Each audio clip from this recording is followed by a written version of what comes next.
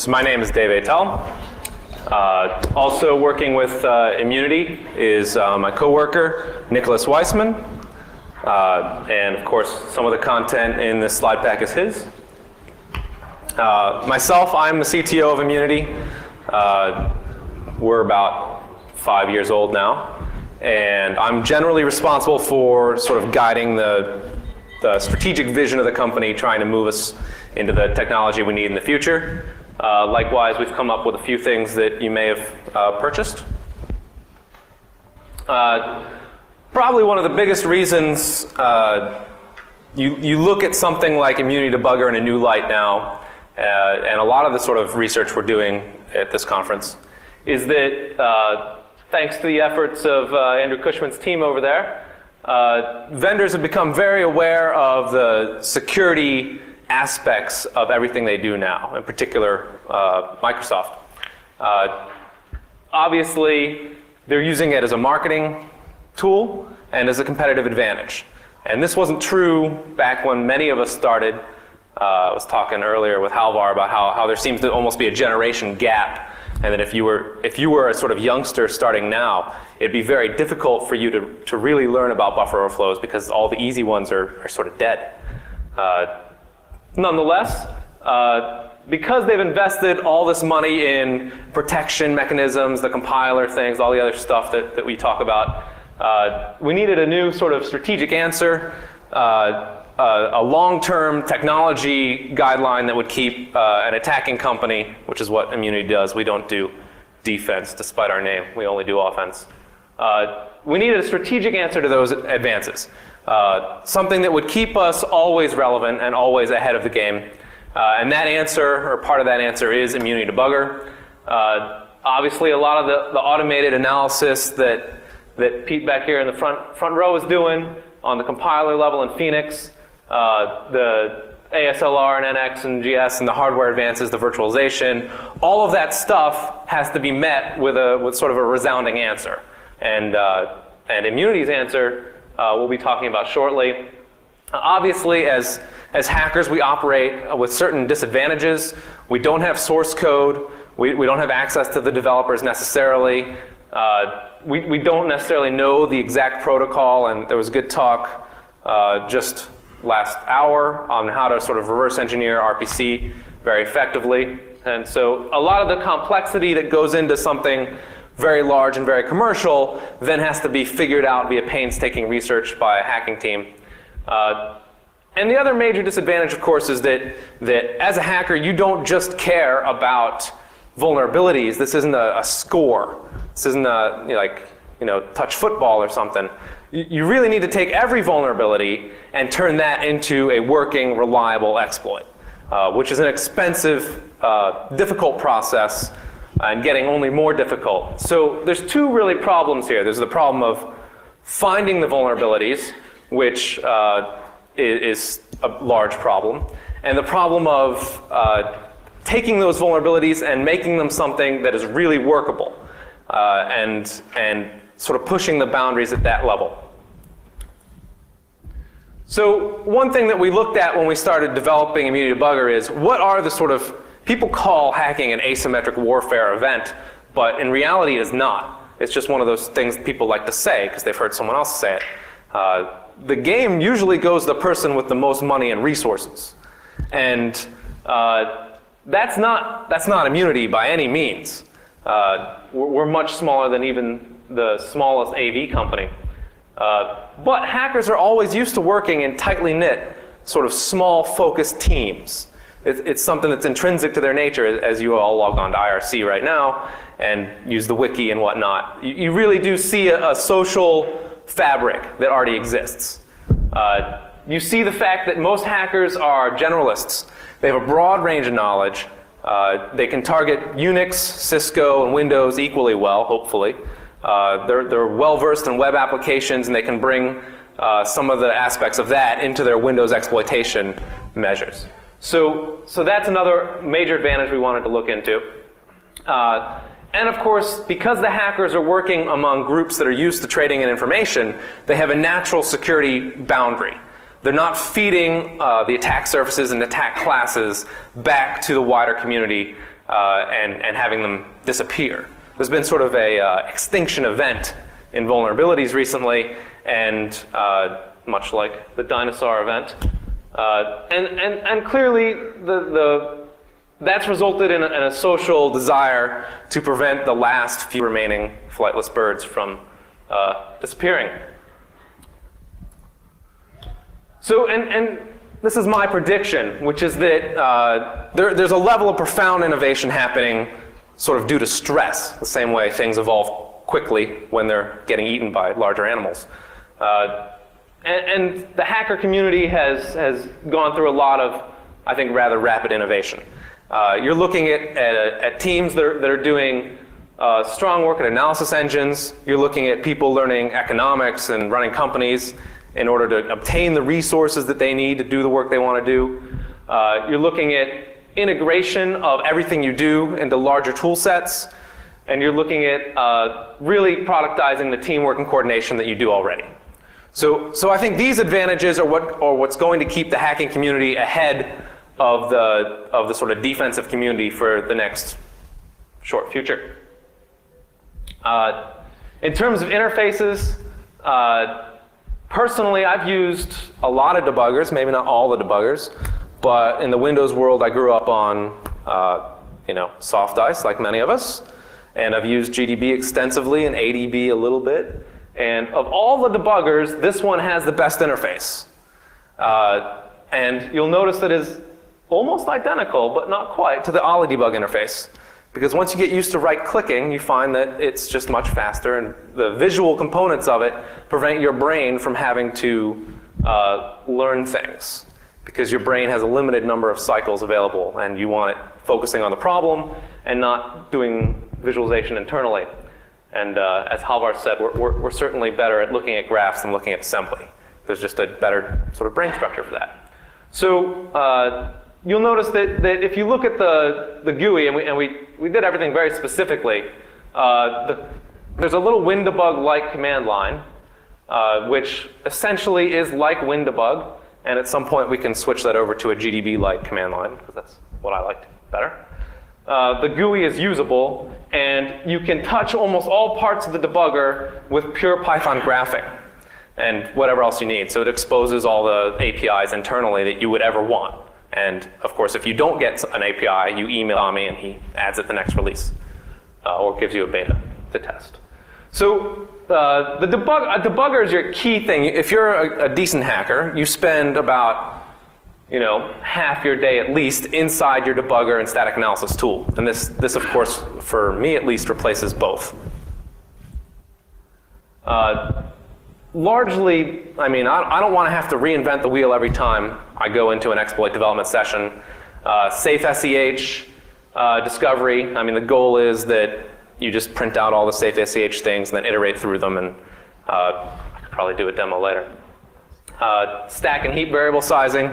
I want to know how big the stack variable is. I want to do it in a programmatic way. There's some quite simple algorithms for that sort of thing. And we realized that your workflow as an exploit writer is that you create these tiny little one-time use analysis scripts while you're working. So you're looking and you're like, I wish I could answer the following question. Where in this program between point A and point B is a function pointer called that is in this following data segment within a following range? So you have a sort of question you want answered. And now, instead of sort of manually looking at stuff and doing all that stuff, now you write a quick little Python script that takes you maybe an hour, and you answer the question, and then you move on. And so your workflow process is sort of very important as you go through your exploit development. And of course, you're doing a lot more, you're combining your static and your runtime analysis. So as I do and Greg Hoagland and Halvar Flake have been doing this for quite some time, but as you sort of do your coverage analysis and you can watch variables go through memory and see what the ranges are, instead of solving for constraints, maybe you just want to know a sample of what it could look like in one run. So a lot of that stuff you can also do and sort of combine and contrast. There's a little mini database built into it. essentially, I mean, if you've been in the talks I've been in, you've heard talk after talk of Python-oriented tools. Obviously, we build as much functionality as possible into the debugger, but when we see someone else doing great work, it's great to be able to just sort of plug it in and have it just work. And of course, we have a exploit framework completely written in Python. There's an x86 emulator out there that's quite useful. And we do a lot of work by exposing stuff via XML RPC. So if, for example, you want to automatically write an exploit, you sort of have the debugger start the process, attach the process, and you communicate with it over XML RPC, which is useful. One thing we're working heavily on is doing good sort of essentially Git. I have SVN written down there, but Git is a better model for hackers for version management and tracking changes and all this stuff. So instead of the whole world reverse engineering all the same DLLs, essentially all independently, you at least internally in your team can reverse engineer a fairly large project together and have that version checked and be able to merge and contrast with other work that people have done. And tools like bindiff are useful in combining and contrasting different languages, for example. So like we all use IRC on a daily basis, and that's great, but you'll find that if your team gets big enough, you're really wasting a lot of time trying to communicate with other people, when it'd be great if you could just say, here, look at this. This is what I've commented up. This is what the data looks like. Here's the last 50 instructions that just happened, and here's my graph that I'm looking at. So sort of being able to do fingerprints on functions, that stuff's in there now. Doing a sort of global RE database, that stuff's coming soon. You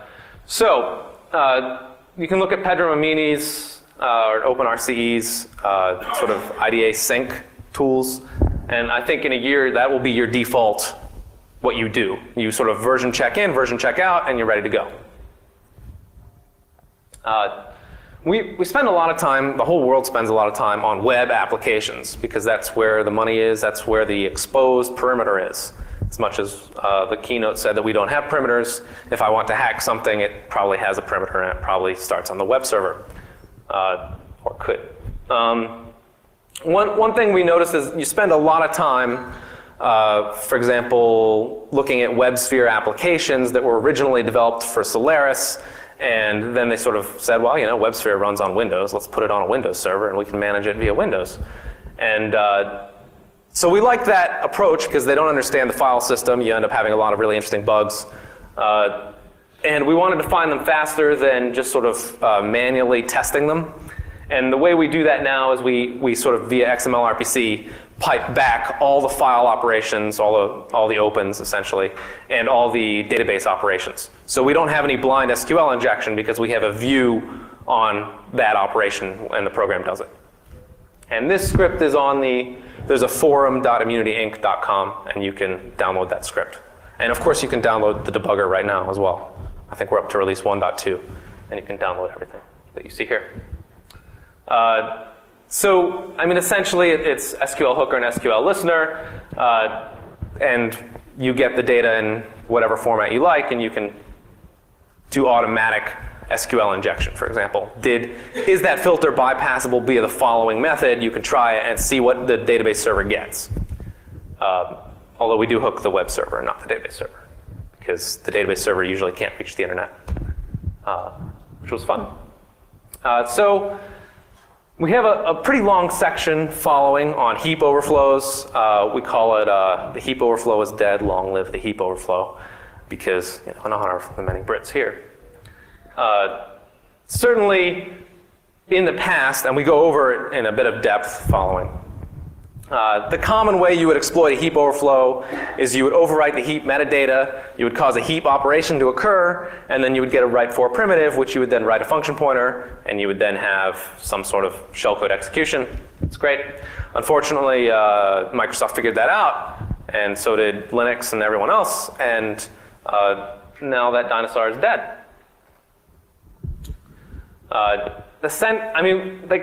The sort of terms, and many of us in this room are extremely familiar with these terms, but for those of us that are not, the unlinked write-for primitive means that when they take the heap structures and pull them apart and put them back together, you end up getting a 4 bytes into any 4 other bytes in memory that you'd like.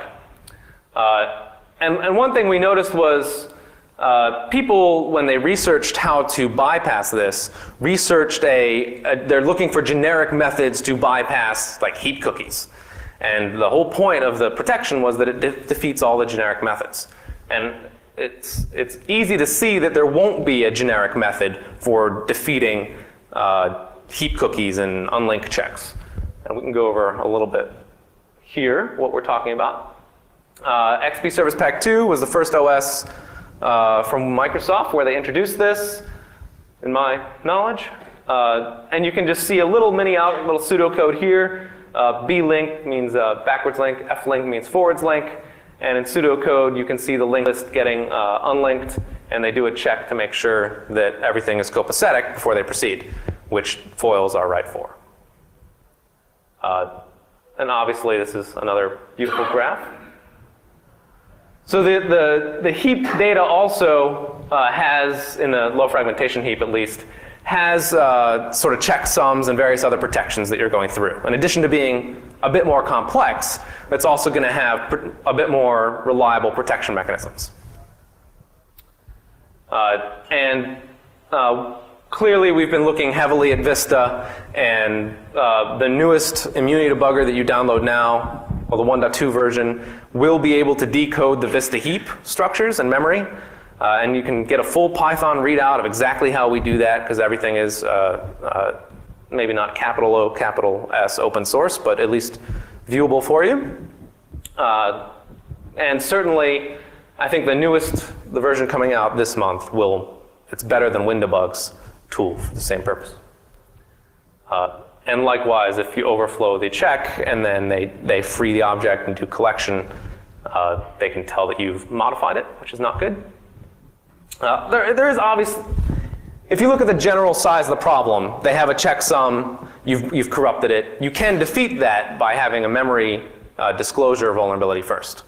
And you'll start seeing hackers combine a lot of vulnerabilities to do that. But regardless, pretending we can't do that, we want to defeat the following bevy of things. And the thing that's not listed on here is the Pete and the compiler and the many consultants that have been brought into Microsoft to squash the bugs individually, and all the other sort of things like the prefast and prefix and all that other stuff. So those are sort of in the same boat. We want to solve all the problems by finding bugs they can't, and exploiting bugs they think are unexploitable or that we are reduced to scourging for. So we include here a list of sort of references to other heap papers that you can read. And our conclusion based on these heap papers is that there is no generic bypass. So you can spend a lot of time analyzing the data structures and the algorithms, and you'll still come to the conclusion that it's really not that hard to prevent the write for from happening. And as Sinan says, who's one of our other researchers, he says that he can make a strawberry pudding with that many prerequisites.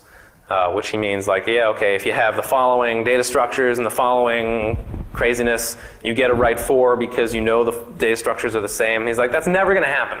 We need a better way.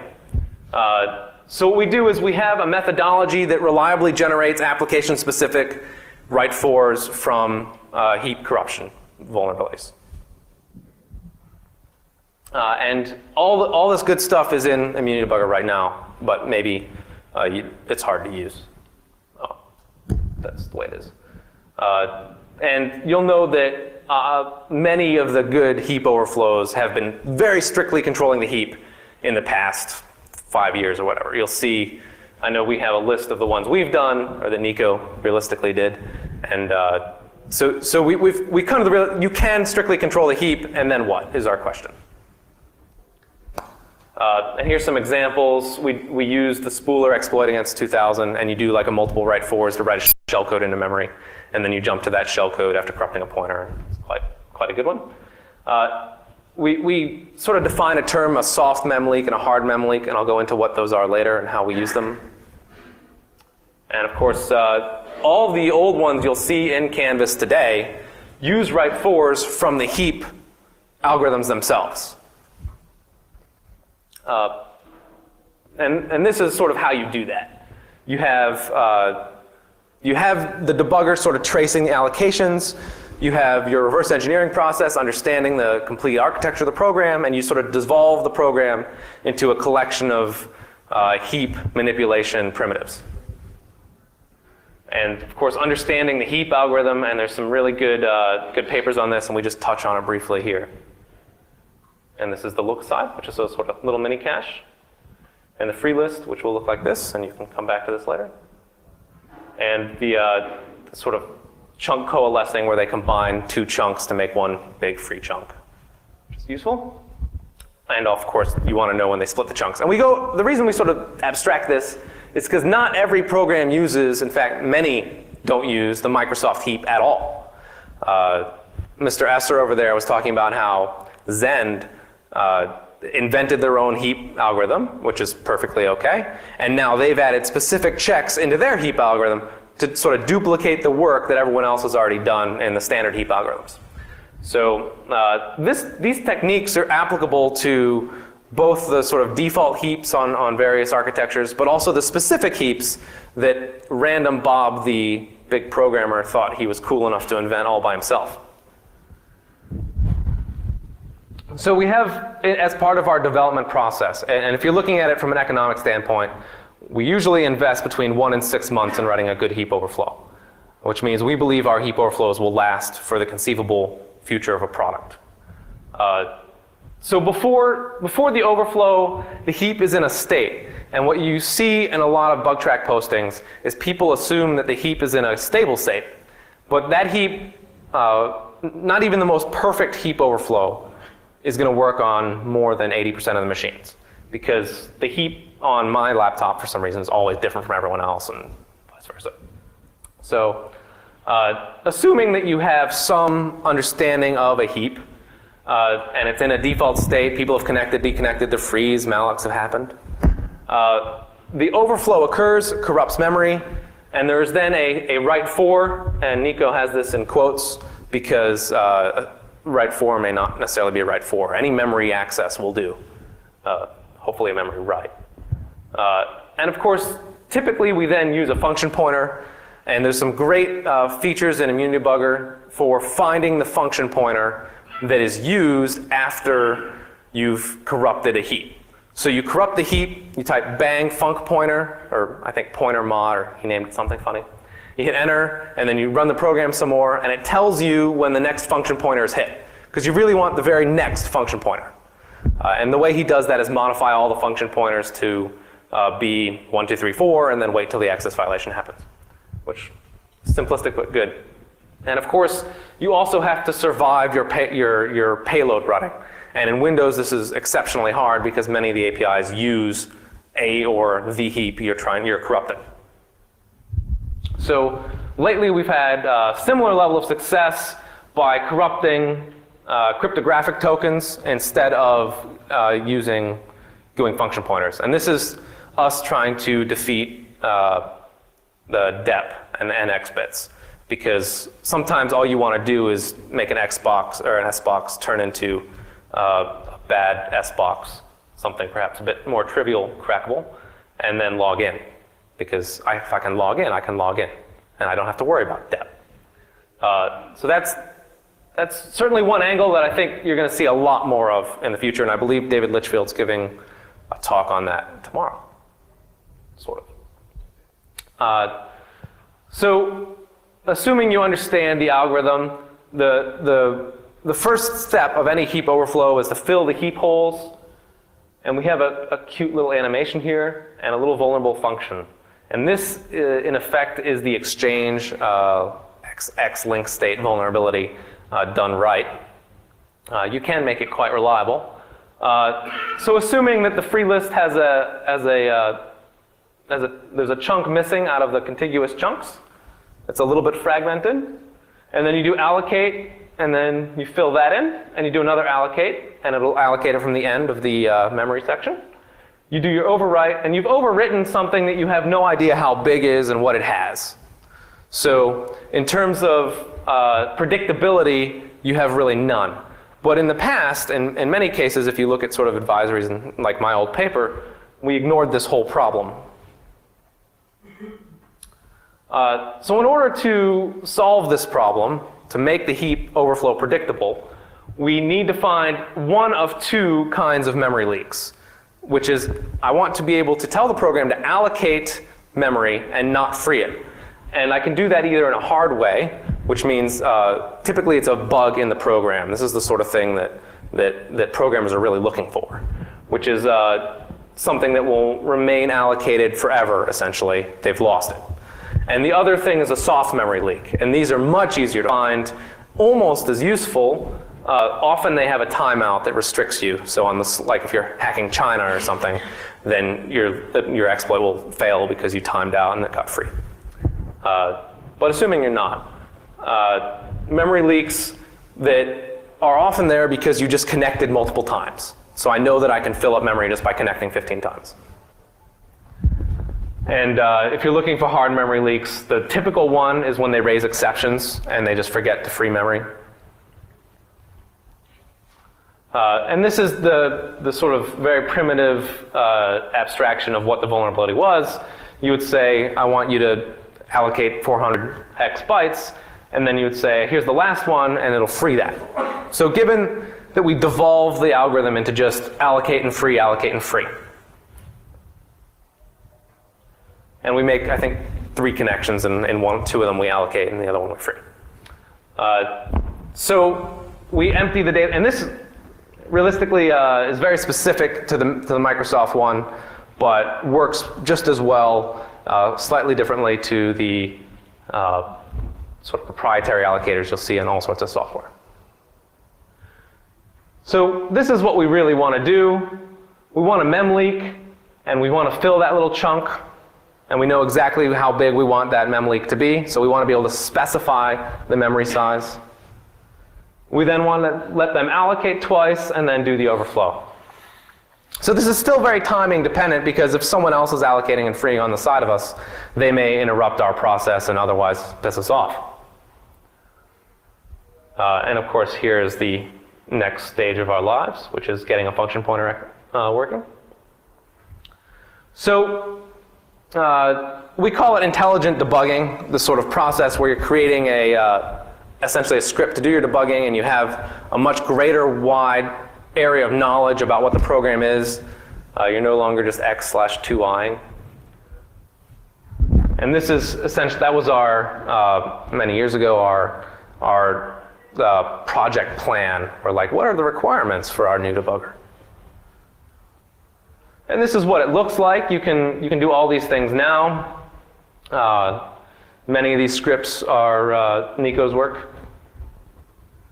You can dump the heap the same way you could in WinDebug. So if you're used to writing your heap overflows in WinDebug, which used to be your only real option, then you will feel at home. And that was our goal, because we've been teaching classes for a long time on how to do heap overflows, and we wanted all the class material to still work perfectly well on the new debugger. And it looks like this in a teeny tiny little font, and you can of course replicate this in your own copy of Immune Debugger.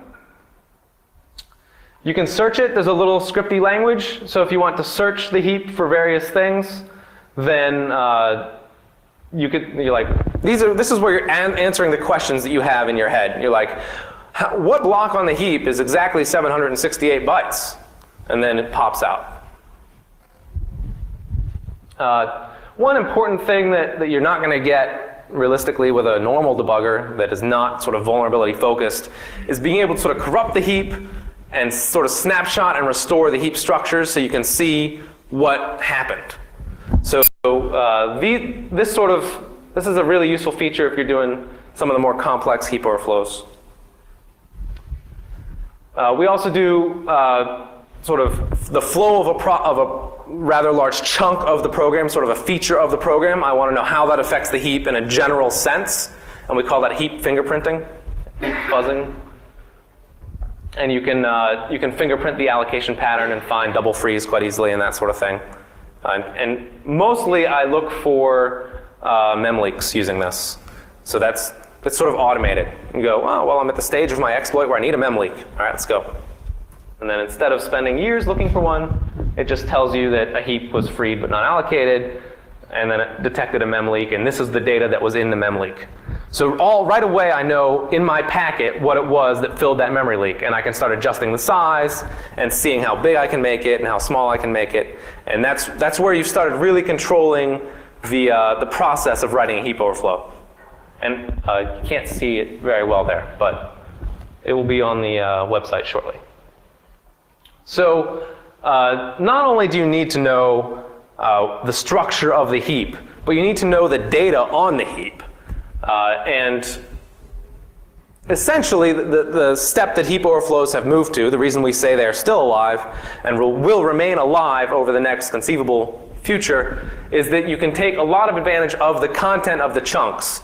And now you can do that in a sort of more automated, much easier to use fashion. It's no longer a theoretical, I wish I could do that. It is now my exploit works because I did that.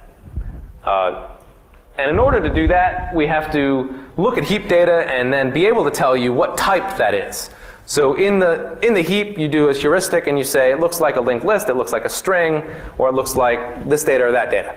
So the most important, in sort of a trivial fashion, is the doubly linked lists that are everywhere on the heap, because everyone has a double linked list on their heap somewhere.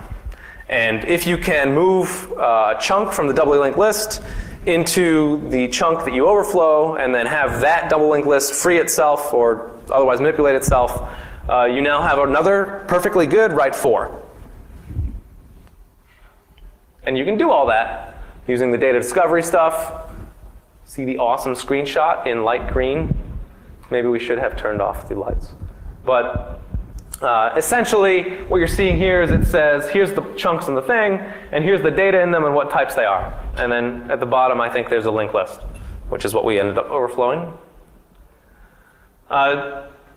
So, I mean, the fact that you can script this up and then on your fuzzer side sort of fuzz stuff and just see, did any data structures get on the heap after my data that I think are useful? Anything at all? What does it look like? Are there function pointers? Are there, linked list, structures of strings, that sort of thing. So, yeah, a lot of the stuff that we talk about here sounds very easy in theory, and then you end up going to do it, and it takes you 6 months, which may be an investment you can make, and it may not be an investment you can make. And you start seeing a sort of drop off of the people who can invest that kind of time and energy into writing one heap overflow, which is okay with me, but speaks poorly for the future. So we tried to automate some of that, the heap layout creation, the heap filling, the memory leak finding, and we have that, call it fuzzing the heap. So you can ask the questions like, I'm in a chunk, tell me what is in the other chunks near me, and that sort of thing. And maybe try something else and tell me again. And once I get a different answer, that might be worth manual analysis. So, and again, this stuff's all freely available and easy to use, I think. And if you have any questions, we have a forum where people answer you 24 hours a day. And this is sort of what it looks like. You see that he's checking a chunk and tells you what's up. And you will notice that we have nice colors and everything, too. So, let's say that, for example, you had an overflow in Internet Explorer or LSASS or Exchange or, I don't know, you pick something big. They usually are doing something in the meantime while you're doing it. So you're overflowing that process, but they have timers and thread pools and all sorts of craziness and logging going into the background. Those are all going to be doing allocations, and if you start slowing the process down by hooking using int3s, all the allocations, because you want to watch a stream of allocations, they do something very different from what they would normally do. And this means that you can't use OllyDebug to write heap overflows, essentially. Because OllyDebug uses up all the CPU, and that means that the process does something completely differently under the memory allocations than it would normally do, which means your exploit only works when OllyDebug is attached, which is not what you want. So, we have an inject hook, which is just a quick little API you can use. And it maps some memory in the process, adds a little, sort of creates a little function in the process that it will then call into. At any time, allocate heap or free heap gets used, and it will log that data in the map memory space, at which point you can retrieve it later. So the idea is you hook the things, you run your little fuzzer, it fills up some memory, and you pull the data back and you see what happened, which is just as fast as running the program normally and allows you to do some of the more complex heap overflows. But I will warn you, if you do about 1,000 or so inject hooks, you'll notice that the process stops working the way you were hoping. And it's quite simple to use in Python, as of course. And so you hook it up, you give it a tag, and then you can pull the data out of that tag. So this is, the future. We're working on heap simulators. We're working on the heap fuzzers. We're working on integrating it with automatic sort of exploit writing toolkits. And being able to find out exactly when heap overflows happened is sort of the beginning of what we're doing in the future. And we can automate a lot of things that we do now, doing protocol analysis and all that good stuff. So here's where we are, and where we are today hopefully is not where we're going to be tomorrow. It's become extremely costly to write heap overflows, but using the right tools, this does defeat XP Service Pack 2, and it does it in a way that they're not going to fix. And it will defeat Vista probably next month. And it'll take on 2003 SP2 as well. So these techniques work, and you can download the debugger for free, and then you can learn how to write overflows, which is fun. And of course, on older Windows platforms, it will generate a reliable heap overflow much, much faster. So if you're looking at Windows 2000 or for whatever reason NT4 or a custom allocator that doesn't have protections, this is going to help you 100 times more than what you're doing before. And of course, we have a forum that you can log on to at forum.immunityinc.com, and you can feel free to email me. And that is the talk. And we have, I don't have a demo, but I do have a copy of it running in the background. So if anyone needs a particular question, maybe I can answer it in an actual debugger. Does anyone have any questions? Rich, how you doing?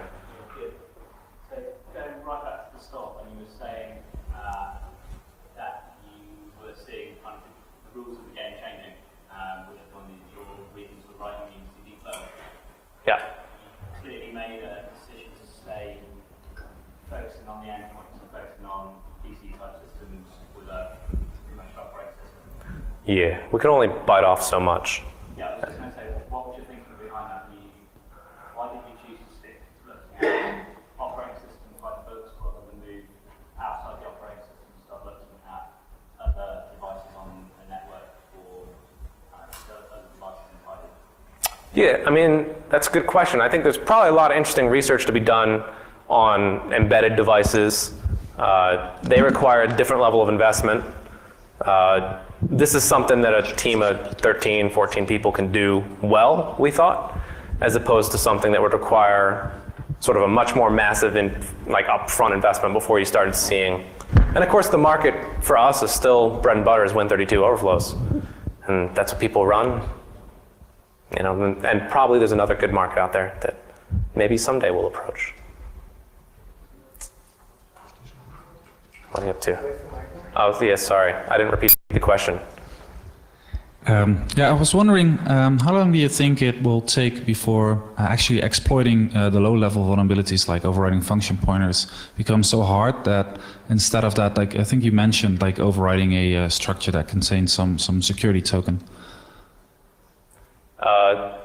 Yeah, it's not hard yet. So yeah, how long do you think it will take before that gets to the point where instead of actually attacking that kind of low-level functions of more like the operating system even, or the heap, when it comes to the point where instead of that you're attacking the actual data that the process uses instead of the structures that store the data? And that's what this is. We don't attack the metadata anymore. We only attack the data in the heap. you still, as you said, you were attacking you were looking for a linked list. Sorry, you were looking for for instance, a linked list inside the heap data, not like. Right. So you're still attacking a low level. Yeah, and it is a sort of programmatic, and we have had moderate success attacking sort of cryptographic tokens as well, but I like having shellcode run, so by default I'll go for that first. But yeah, I mean, you're starting to see there's a lot of research going on in finding out, and I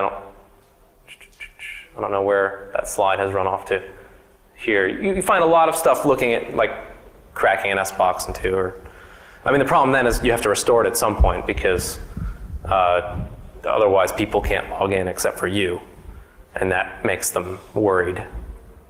But maybe that's not a problem.